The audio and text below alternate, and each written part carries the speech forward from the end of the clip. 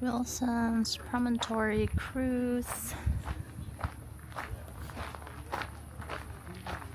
Well, that last cover is coming across a big storm heavy rain. Coming up. Oh, No, going across. I was going to say.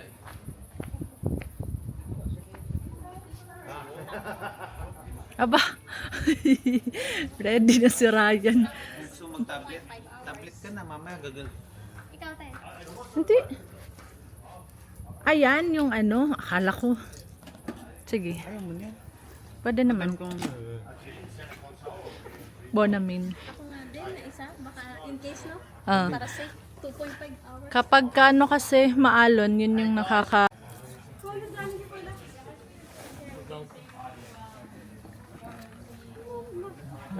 Ginger tablet. Myself, Tegan, and Deb will look after you. All right. A couple of things just to note before we get out there. Firstly, toilets. We do bang on about it. We get fixated because it makes it easy for us. The toilets on the boat are a little porta potty. Okay. Because what will happen this afternoon is when we get back, if we get back, no, we'll get back. When we get back, we're going to collect those jackets from you on the beach. It's going to be free, and you have to find your own way back. All right. So some people get lost. This is why we highlight it, and you won't have a trail of red Kikinig jackets po. to follow. Kinig ka. Secondly, it is muggy and warm. There are people that like to lie in the sun, but that's not the only thing we find that love being in the sunshine. So what I'm talking about in particular are Australian reptiles and in particular snakes. All right. If you see a snake, just leave it alone. Okay. We often find people lie down trying to do a selfie, or they chase it off into the bush. We don't advise it. Most of the snakes here are venomous, and primarily we leave them alone. They leave us alone. All right. We'll be traipsing up in front, so we'll scare anything off that's on the path. But if you do see something, just give it a wide berth. Leave it. All right. We all good to go? Yeah. All right. Yep. Let's get down to that. Let's go. Hi. Nakikinig. Let's go to go.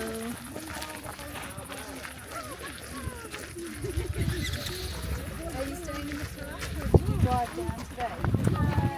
Are you excited? 1 hour only. Oh, okay, that's not too bad, is it? Oh, yes,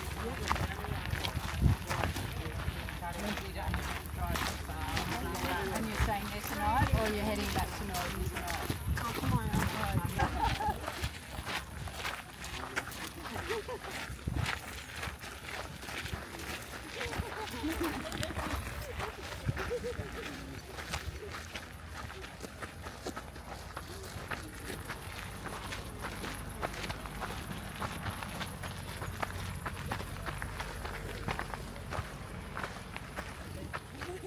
I'm sure that wasn't there. when we walked through here. 3 times Yeah, 3 yesterday. times yesterday.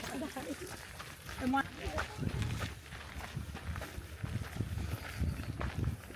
We were doing like this big hike and I was looking for one particular mushroom, a little green one, and not seeing it, got to the end of the hike. Turn around and walk back the other way. It's like, oh, there's one. Oh, there's one. Oh, No, because your eyesight's just going a different Wow. macro. Same as you. It's like, what do you give it a try? Yeah. So, our first one is different. Yep. Hopefully the rest. Yeah. Fingers crossed. All right, we stopped here for 2 reasons. I think we've got everyone. We have got a light boat today, haven't we? yes. First reason, so you can see the pedestrian path that we've just taken to get back to the office. All right.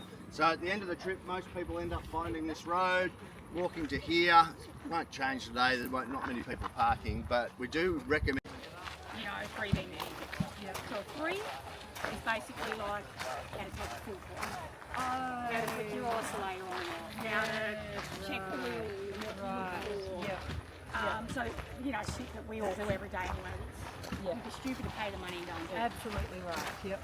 The 2 is a little bit more advanced as far as, you know, Pulling engines apart. not so much, yes, a little bit pulling them apart, but not, you're not expected to do it. You know, it's more about diagnosing things out on the water and being able to do, you know, small repairs and that to get really good. Yeah. Just worry, right, is this full of maths in it?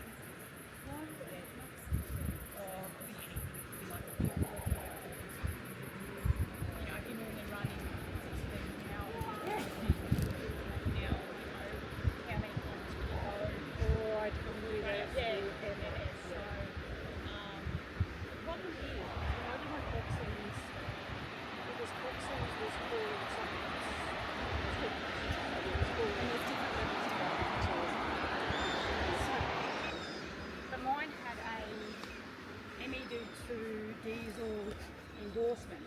Which was then called just MND. It's a certificate 3 or something, maritime services covered it. So that's what we're going on. So because most mastercard jobs, you have to have an MND of some kind. To be on the boat. So mine covers that. It's not MND to the it's not the same information. And yes, it's so much of course. But if I went in an MND tool, I know I can do it. And it'd be fresh for me on paper. May buhangin na yung ano ko. For me to be able to Matters. Mm. go, then go, oh, you're an MND tool, you can do Yung loob. Ayun lang pala yung Squeaky Beach. Yan ba yun? Yun yung mga bato-bato. That's all. Alright, yellow team, come down. Come Just down, look for the guys. stairs. As I mentioned, Yellow now's the time to team. make a decision. Jackets on or off. On or off, guys, completely up to you. We haven't been out yet this morning, so we can't make that decision for you. But we will be stopping at various points along the way. So if you do decide you want to pop it on or take it off at any point, there will be an opportunity to do that. So that's completely up to you guys. Is there mud spray? We're not sure yet. It looks pretty good today, but not 100% sure. Mamaya, mainit pa eh. So guys, just a little bit about the boat. So this is the front, okay? And this is the back. The pointy end's the front. Now when we travel through the ocean today, the front will bounce around. And the back will stay quite stable. So it's really important that you let us know now if you have any pre-existing back or neck injuries, pregnancy, or anything like that. We require you to sit towards the back. Harap. San ka? Harap tayo? Ah, Harap tayo. tara.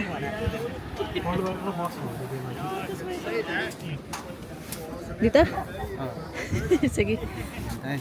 Alright, thank you for boarding the boat so promptly.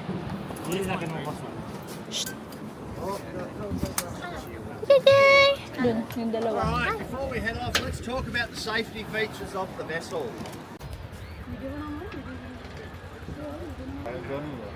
Kala dinala ko seeds ko. Sabi siya, maano yan. Silang pala. Are you ready? Ready. Ready?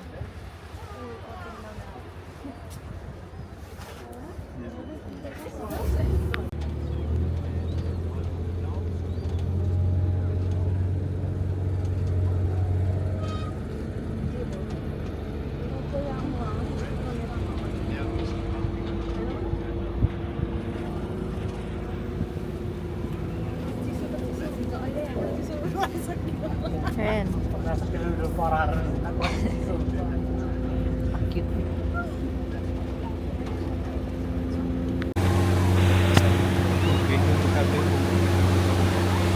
Tinapin ko pa.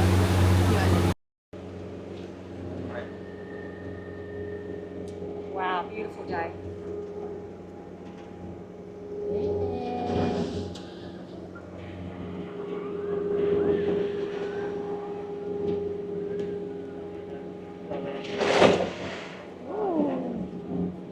Right.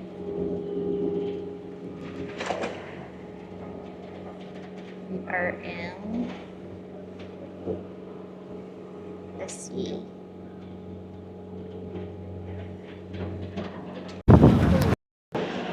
Yoo-hoo! Let's go! Uy, ang hangin.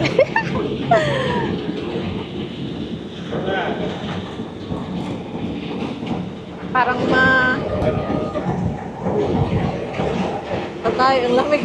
Lamig. Matanggal.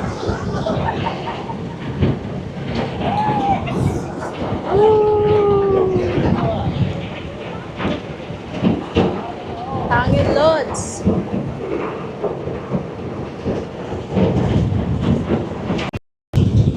Kikita eh. Penguin na maliliit.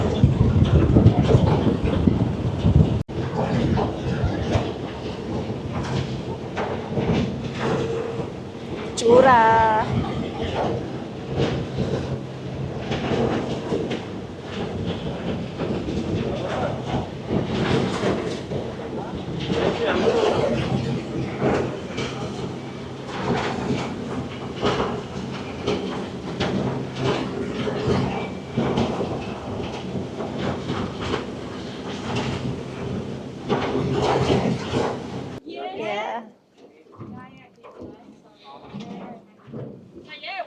Wilsons Prom. Lagay mo na Alrighty, yun. the first thing I want to point out to you guys is some of the scarring coming down the hillside here. We'll see a little bit of that as we cruise around today, and that's actually come from some flooding in 2011. So who is familiar at the moment with the floods that happened, you know, near the Great Ocean Road recently? Great. Exactly the same thing happened here in massive big events. I believe the Australian Navy was involved.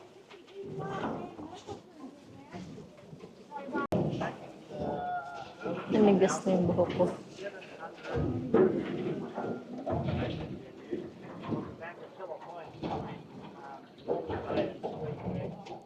Ayan.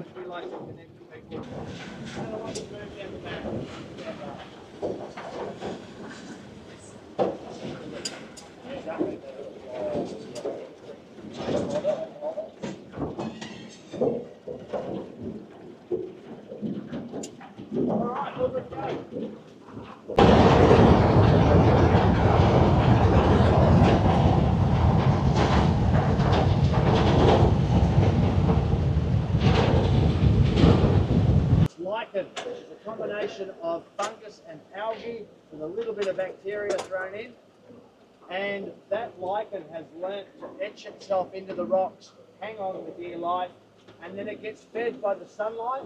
That's where the fungus comes into play, and it gets fed by the salt water. That's where the algae comes in. And we love this orange one for two reasons. One, it's a bioindicator. So if the air quality changes or the water quality changes, the lichen changes. And that gives parks a bit of a clue as to what's going on. And for us that work out here, lichen gives us a bit of a clue about what's happening in the landscape. This orange lichen needs salt water to survive. So if you look at this cliff line and look at how high the lichen is, what's that tell you about this area? For the time being, Oh. but 16 years na daw yung nest na yan. Pwede pala yun. 16 years na nest. 60. 60? Not 16? So the strong winds that we get here basically wrap around the nest and protect them. What happens is a thing called siblicide. So mum and dad will work together, have the eggs, usually lays 2 or 3. One egg is designed to... Hindi naman masyadong kita. Ang layo. White sea, ano? Belly? White sea. Oh,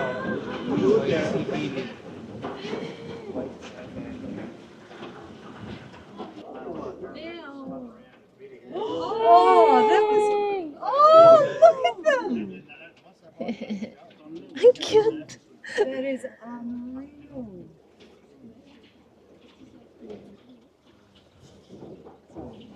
No, stand at the front and have Here a... they come. Yeah. Feeding on bait fish, so the whole food chain. And eventually there'll be a big predator that will feed on them. Yep.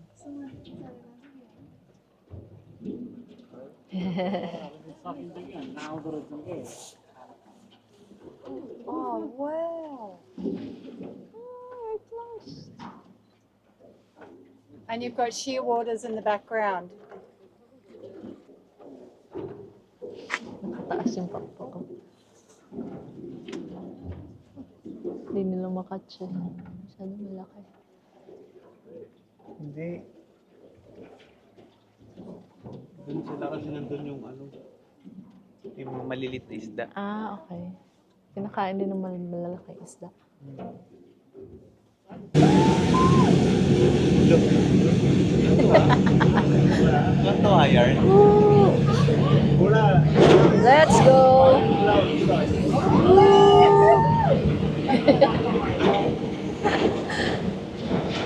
Drifter, ah. Woo! Let's go! Ryan, kinakabahan na. Na? Kinakabahan na si Ryan. Kinakabahan. Tutuwa ka na sa ganito. Kailangan ako nararamdaman.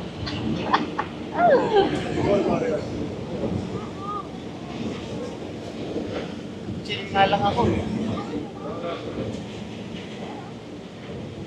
Land bridge between mainland Australia and Tasmania, And it wasn't really a bridge. You have this mental image of this bit. It was its own ecosystem. It had a forest system, plains, canyons, mountains, and all of that now Daniel. is underwater. Natayo na About yung 12,000 buhok years ni ago, Daniel. so they ended these rows, isolating all those islands in Tasmania, and it created this point here. So this point in front of us is the most southern point of mainland Australia. So for anyone who's tracking around the continent of Australia, this is the most southern point. So, Give yourselves a pat on the back. You yeah, there you go, you made it. Made it. Ano daw to? Has anyone done any of the others? Ano daw to? No, there you go. North of Australia. So, most northern, Cape York, western, that's a South four-wheel Point. drive journey, a bit like Cape York to get into. So South. easy for us to come by Point. yellow boat. Now we can't ignore Tasmania's our shearwaters. Now these guys are amazing. As you go around the island, you might notice that they smell, musky smell. And Dami that's these nila, guys. men. It means these have been nesting. And at the moment, they've had their chicks Parang starting ano. to fly. And at some stage, they are going to fly to Antarctica. Oh. Hemisphere up to Bering Sea.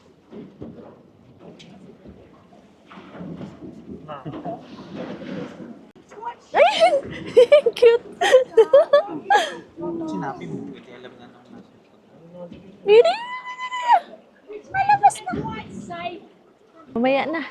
Bidyuan mo na. Ang cute. Ay! Ang cute! Nagaganon pala. Humihiga. Ay, ang dami nila, men. Ang dami. Parang dugong. Ang dami nga, ayun. Ang tataba. Tabachoy. Ha? Nangangagat ba yan? Hindi ata eh. Alam ko hindi nangangagat yung mga yan. Ayun na may mga maliliit. Ang cute.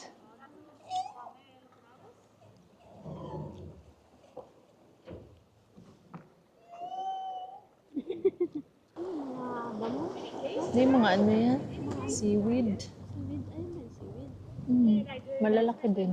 May malalaki, may maliliit. Gabang ng isda. Kaya nga, mukha nito. Ayun yung nangangagat.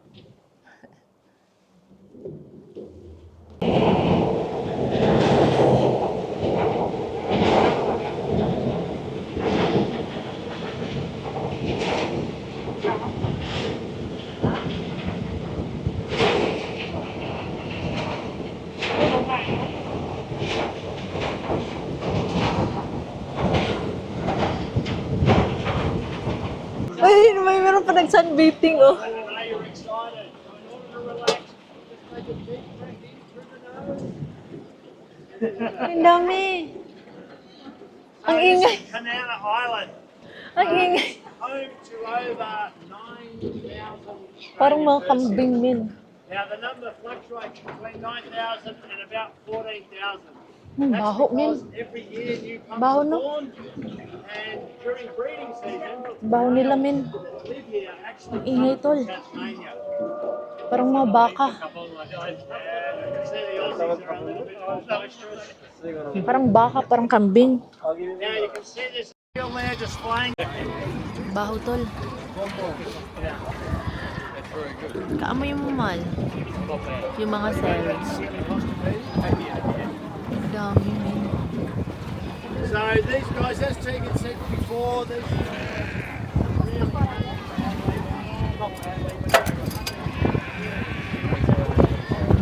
and they've come back in numbers, but they're not what they were. Pre-sealing, there was over 20,000 seals here, and they haven't come back primarily because the food supply has changed. So there's enough food for the ones that are here, but they're not growing in numbers because there's not enough oxygen. Tahi-tahi siguro sila. Ang daming baby, no? Mamal kasi sila, di ba? Now as you're looking at the seals, you'll notice different sizes. Ang ingay. Parang mga baka. Get ready with your scorecards. Oh, Mum, ready, set. Get back to Tasmania, and they spend the 9 months basically hunting in the Ang laki nito, ocean ah. and basically feeding on salmon, getting fat again. So that's the camera. You're waving.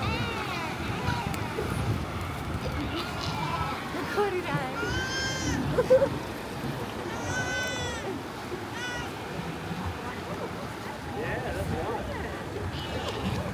Few heads popping up.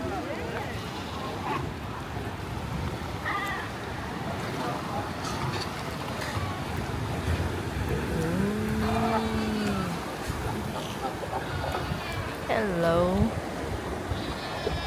Bakit meron silang ano?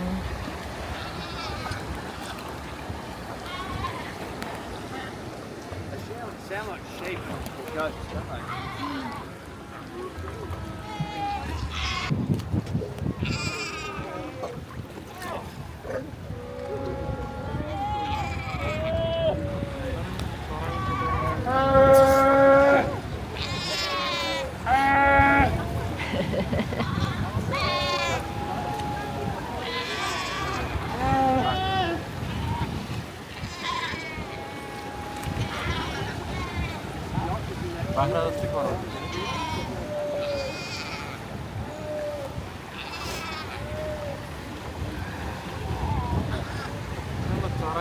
Napakan lang nila. Mga tae.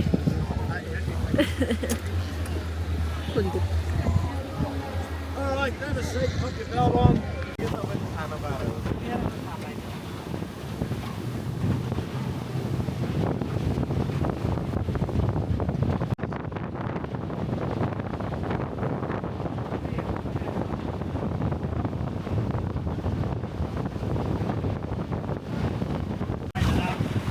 The reason this is called Left Island is it has become past this big piece of rock landing against the main part of the island, and there is a cleft in between granite. And it gives you an indication that even though this granite is so old, 384 million years old, as Tegan mentioned at the start, it's still changing the weather that creates this sort of indentation and marks on the rock. As we come round the corner, you'll see some scarring courtesy of the Australian Navy. So they didn't run into it, but they did shoot at it 21 times. And we know that we had a guy on the boat that said that they were on the boat in the 60s. They did shoot the rock 21 times, but we can only find 3 hits. So if you have a look on the rock face just here, about 10 metres up, you can see a big splatter mark. Literally just there, halfway up, looks like something hit it and splattered. So that's one of the marks. The other one's a little bit further along in the lichen, about the same height. You can see in that orange lichen where it's splattered. The third one's up high. And in the back of that cave, researchers discovered 2 cannonballs that were half preserved in the salt, and they were dated from the early 18th century, courtesy. So there's been, pardon me, 9 recorded people on the island, which is less than how many people have been on the moon. And that's a sort of prelude to what you're going to see as we come around the corner.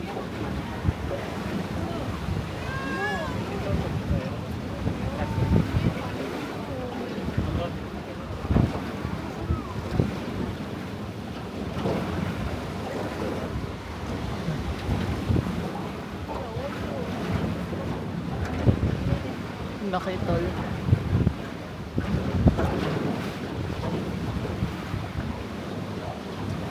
So that cave we're looking at, the top one, is 130 metres wide, 60 metres high and 60 metres deep. And that was formed, now that the sea levels have dropped, what's at play here is also the wind. Sea levels have dropped, the same process is starting again.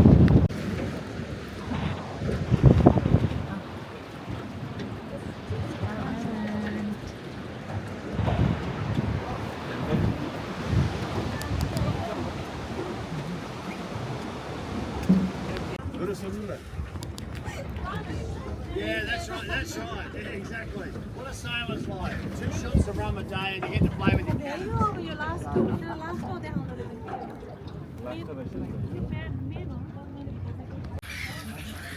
Smile! Baday. Ano yun? Nag-aaway?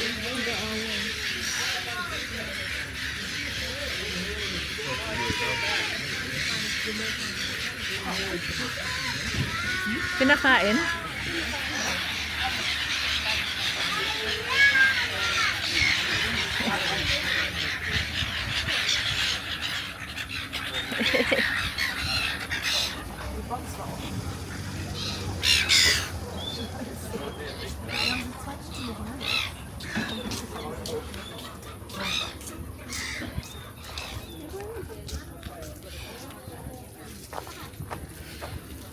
Nag-away. Huy! Buti pa tulang kaaway, oh. Paninggan! Ay, naambo na na. Smile!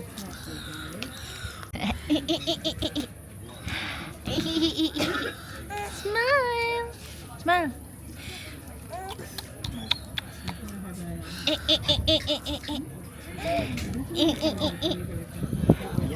Maambon na.